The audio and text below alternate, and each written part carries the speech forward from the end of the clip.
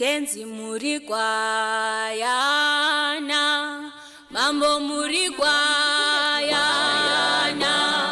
mambo muri kwayana. Nhasi tabuda takananga kuguruwe uko kwatauya kuzoona mwanasikana ane 14 years anonzi Ruvara Shemangezi. Mwana uyu ane condition yaari kurarama nayo yatinoda tinge tinokurukura namai vake toona kuti isu semhuri yeZimbabwe tingabatsirana sei navo. Aiwa ngatigare pasi tinatsoteereresa azvinotevera. Ndinoitwa mai Ruvara Shemangezi, tichigara munzvimbo yeGuruve muraini munonzi Mudhunavet Farm.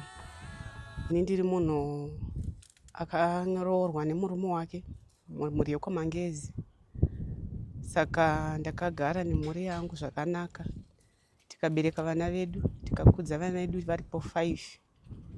Kupedzisira wacho ndiye wandinaye pano. Saka takanga tichifara tichigara zvakanaka, asi tine dambudziko ratakazosanganawo naro pamusoro pokuti hatina kuzenge tagara zvakanaka, nokuti munhu nababa takazosvika pakuparadzana, pakusawirirana nezviitiko zvinenge zvichingoitikawo. Saka inini ndakazosangana nedambudziko remwana, urema pamwana neurwere. Alright. Mwana pamakaziva kuti ndo dambudziko rainaro rekurwara, akanga akura sei uye urwere hwachona hwakamira sei? Ndingatanga paurema nokuti ndo hwandakatanga kuona. Urema hwake ndakatanga kuhuziva mwana paakatanga kugara pasi, ndipo pandakatanga kuona kuti mwana wangu anenge ane problem yekusanzwa nokusataura. Paya paanofanira kutanga kudzidza kudana kuti mama. Ndakaona kuti mwana wangu anga asingakwanisi, saka ndo pandakatanga kuziva dambudziko remwana ipapo. Alright. Zvichidaro muchibva madi panguva iyi manga muri mese nababa? Panguva iyi tanga tiri tese. Ndokubva tavaudzawo kuti munoona here kuti mwana uyu ane dambudziko, mwana uyu unenge asinganzwi kana kutaura. Vachibva vati chimboendai naye kuchipatara.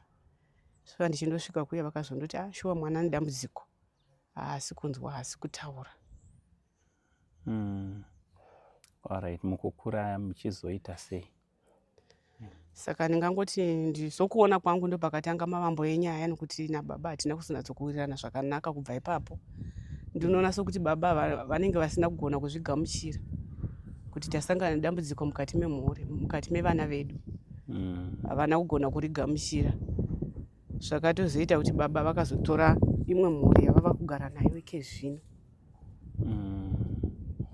Alright. Saka imimi muchizosara nemhuri yenyu, makanga muriritira sei mhuri iyi pamwe chete nemusikana? Ndingati pakuriritira pakandiremera zvakanyanya, nokuda kwokuti ndiri munhu wakanga akajairawo kuziva kuti baba vachandiitira zvakati. Asi kubva ipapo zvinhu zvakandiremera zvakanyanya, ndokubva zvazotonyanya kusangana nourema hwakanga huine mwana, zvichisanganisira nokuzoenda kuti aende kuchikoro, zvinhu zvanga zvaoma. Alright, saka chimbotsanangurai izvozvo ari kuenda kuchikoro here?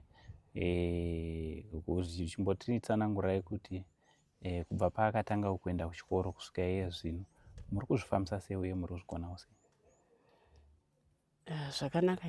Ndichiri kutanga panyaya yekuenda kuchikoro, mwana wangu ndakatanga kumutsvagira kunzvimbo yekuchikoro chinonzi Mushumbi, Mukumbire, ndokwaakatanga kuenda kuchikoro kune vana vanorarama neurema ari madhefi, ndokwaakanga achidzidza.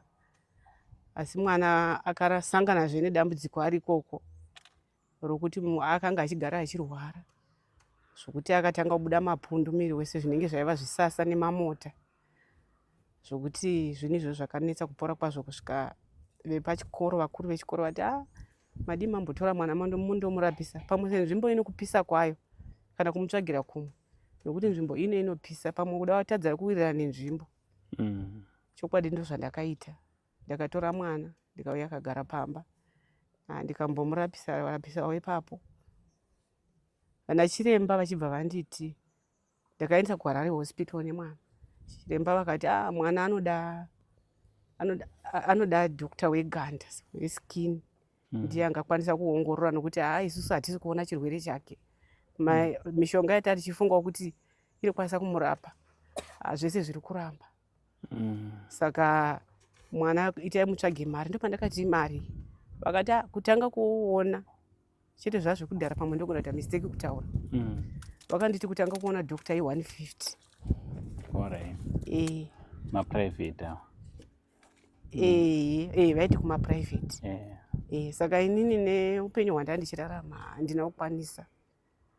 Ndakaramba ndichingotsvagawo mishonga yekuti aitewo zviri nani. Akabva aita zviri nani asi hazvina kuperesesa kuti nanhasi dambudziko iroro achiri naro. Saka kuchikoro mati ari kuita sei? Kuchikoro ari kuenda. Kuchikoro zvaakazoita ipapo mwana akagara pamba.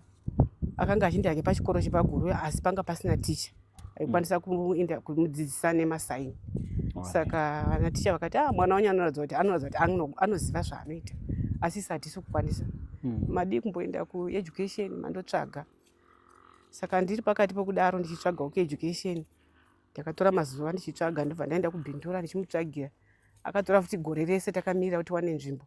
Tisati tawana nzvimbo, hanzvadzi yangu mwana wamai vangu ndiye wakazoti regai nditore mwana ndimutsvagire chikoro. Ungasvika rini mwana akangogara.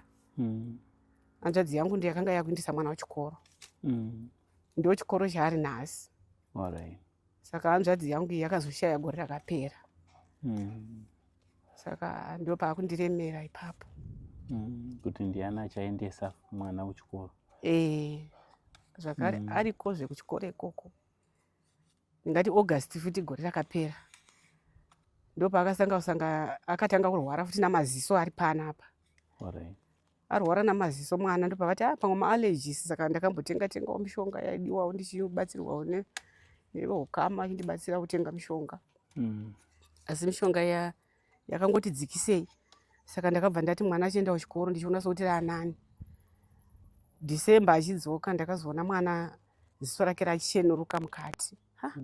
Chibva ndasimuka ndokuenda naye kuchipatara. Vakati ziso remwana iri ziso remwana rakatofa hatichaoni. Saka ndopavazonditi chitanga kumbotenga mushonga muchimudonhedza. Asi mushonga wamakotenga ndio upenyu hwake hwese achidonhedzwa. Saka ndadaro ndopa ndazotaurawo navamwe vaindibatsira vanonzi maikanyerere nezvedambudziko remwana ndo vainyazokunzwisisa padambudziko rangu.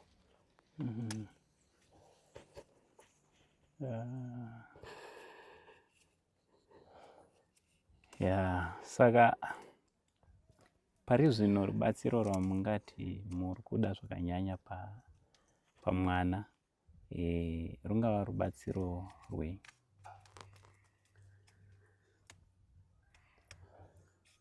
Takatarisana nesituation yemwana.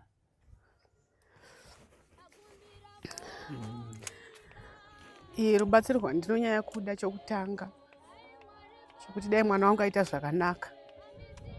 Maziso ake dambudziko ndakazoenda kuHarare pandakanga maikanyerera imboendai nemwana kuparire Nyatwa. Nokuti mishonga muri kumudonhedza asi hatisi kuona change. Ndakaenda kuparire Nyatwa zuva ravakavhura chikoro. Ndobva ndaenda naye achibva aonekwa nana chiremba. Chiremba vakati maziso emwana anomira zvakanaka. Tiri kuona futi iroro racho ramunoti rinoona kuseri kwaro rina mapundu.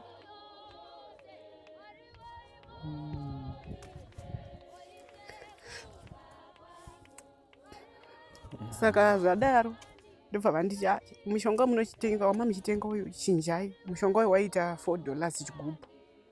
Saka pamwedzi ndaida zvigubhu 2. Saka ndadaro ndopa vakanditi chinjai mushonga. Ndobva vanditi mushonga uyu ndobva endai motenga mushonga. Asi pamunoti mamati wangaida kuiswa inonzi OCT pane zvanga taida kutesta kuti maresults ake aizobuda after 2 weeks. Kuti tinyatsoona kuti tumapundu turi kukonzerwa nei. Asi zvino chitindai munotenga mushonga motanga maenda mundoiswa matesti mozonotenga mushonga. Mm. Saka pandaenda kumatesti ukivabva kumatesti vakati tsamba yenyu yamakabva nayo social welfare iyi uku kumashure ndokwayaperera, kuno kwamava kwakuda futi mari. Saka inini kuda kwekamari kandandinako kuti mwana aende chikoro ndakati sezvo anzi ngaachimbodonhedzwa mushonga chiregai ndimboenda naye kuchikoro ndozonotsvaga ndadzokera kumba ndonzwa kuti ndiani ungandibatsirawo kuti ndidzoke futi ndozotora mwana ndoenda naye kuchipatara futi andoonekwa testwe OCT iyoyo. Handina kuzozvikwanisa nekuti mari yechikoro yanga isina kukwana, saka ndandiri panguva yakaoma. Vacho vaindibatsira vakanga vangondipawo yaenderana nokuti mwana akwane, vachiti kuti isu hatichakwanisi kudarika ipapo nokuti tine mhuri dzedu, saka iye zvino hatinawo chedu. Saka ipapo ndopatakwanirawo. Saka handina kukwanisa kuzoti mwana adzokere kuenda kumushini. Saka ipapa ndichizonomutora pakauya futi chiremba kuno kugururoko. Chiremba vakati amai mwana wenyu zisa rake hwani iro rinoona rafuti netsanga muziso inogona kukonzera futi kuti ziso rake risaona, asi makatogona pamakapuwa mushonga uyu we$30 uyu ndo wakatomubatsira. Saka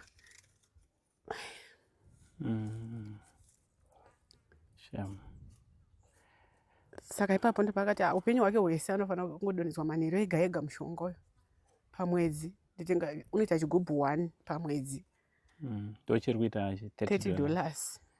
Alright. Saka kune vangada kukubatai phone number dzenyu dzinoti kudii variko kunze vangada kukubatsirai kukufonerai? Ndina mafoni number mairi.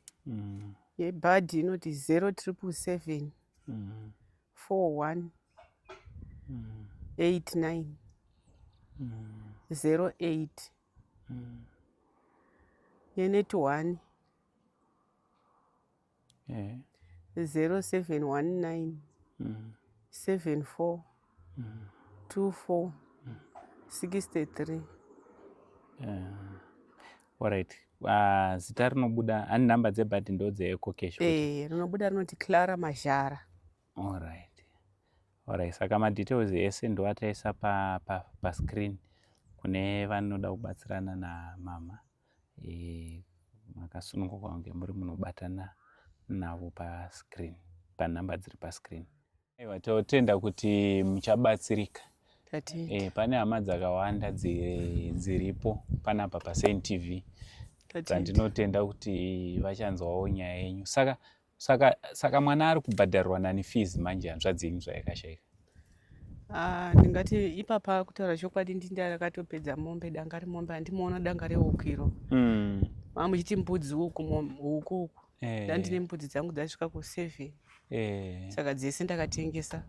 Nemombe dzanga dzasara ndobva ndatengesa futi zvekare. Muchizama kuti mwana aende kuchikoro. Saka ipapa patemino yachokwadi handisina zvese ndapedza mushando wamunongoona una kana chinhu. Hapasina zvokuti nditengese. Ndinombotengesa-tengesawo zvangu madomasi nemuriwo, asi mari yacho kuti ndizokwanisa kuti ndisumudze mwana nokuti chikoro chake chinodhura. Saka temu kwaari kunobhadharwa mari? Temu keshi i560. Ari mubhodha? Ari mubhodha nokuti handina hama yekuti agare padhuze ipapo. Kuda kuti utano hwake ndo hwakati mbudhi kuti andodzidza pazvikoro zvine vanhu vakawanda anotoda munhu vanhu vari keya vari vanhu vashoma vanokwanisa kuona utano hwake hwo kuti anogara achirwara. Ndopavati achiregai ndimise ipapo ndo zvakaitika. Saka kuti iniwo pavazoshaya kuti ndimubvise ndakatombozama kutaurana naHedi kuti ndoda kubvisa mwana, vakati mairuva. Manje mwana uyu asina kana makore 2 ari pano ondotanga futi kuita munyowani. Ndikati asi mari yepano iri kundikunda. Ndopandazopedza mombe nembudzi neuhuku kusvika ndangosara ndisina kana chinhu. Ndaitori nechigayo chaiva apa asi ndakachitengesa ndichibhadharira mwana. zvinenge zvino zvese ndapedza. Hapasina pekutangira. Ya, ramhu reZimbabwe ndofunga dambudziko riri panapa. Tiri kurinzwa dambudziko kana richinge rawira mumwe wedu, idambudziko rine ratotiwira tese. Kana munhu akauya achichema kwatiri, kutouya kuti tinge tinobatsirana naye. Saka ngatibatanei panhamba dzepaskrini pamwe nekubatana nawo. Tiri kuno kuNguruve ndokwatiri. Kwatauya kuti tizombokurukura nekunzwawo dambudziko rina mai Ruva ravakatasana naro, matambudziko anosangana naRuva. Ruva atova musikana mukuru, atova ne14 years. Saka tinoda kuti tinge tinobatsiridza nawo kuti upenyu hwake hunge huri unoumbika.